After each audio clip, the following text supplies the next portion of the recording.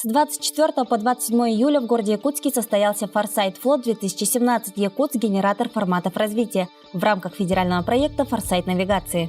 В течение 3 дней уникальный формат групповой коммуникации, состоящий из 150 участников, работали над созданием модели будущего города Якутска. Маршрут был проложен по реке Лена до уникального заповедника Ленские столбы и обратно до Якутска на теплоходе Демьян Бедный. Все участники разрабатывали различные проекты и программы, благодаря которым город Якутск был бы современным и полезным городом. Надо понимать, что Форсайт Флот не ставит перед собой задачу нахождения конкретных проектов. Мы обсуждаем образ будущего Якутска, каким мы его хотим видеть в 1932 году и какие направления перспективны для развития города. И вот та дискуссия, те проекты, которые были разработаны в рамках Форсайт Флота по развитию городской среды, по проектам креативной экономики, по технологическим определенным каким-то направлениям, по уникальным ресурсам нашего города, они, конечно же, на мой взгляд, могут быть уже реализованы не через 15 лет, а гораздо быстрее. Нам удалось сделать мероприятие, которое интересно было людям. То есть мы как раз упаковали проект так, что получая удовольствие от наблюдения бизонов, лесных столбов, люди делились с нами своими знаниями.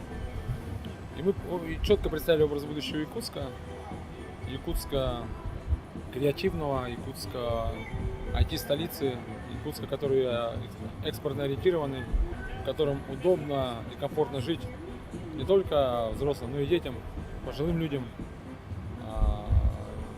в том числе и людям, которые приезжают из других регионов, из других стран. Гостями мероприятия выступили лидеры бизнеса из регионов Дальневосточного федерального округа, руководители федеральных и региональных органов власти, российские и международные эксперты. В этом году целый ряд флотов проходит по всей России. Вот сегодня заканчивается тот флот, который проходил здесь, в Якутске. Цель его была собрать актив тех, кто занимается городом, прорабатывает вопросы стратегического развития, сформировать команды из экспертов федерального уровня, пригласить международных экспертов и вместе выработать общие договоренности о том, как мы видим долгосрочную перспективу развития города, ну и через призму города Якутска, Республики Саха-Якутия и всего Дальнего Востока. Потому что мы понимаем, что в данном случае решения не могут носить модельный характер, и то, что сегодня было наработано, вполне вероятно будет применяться не только в городе Якутске, но и в других городах Дальнего Востока, всей Российской Федерации, а не исключено, что и во всем мире.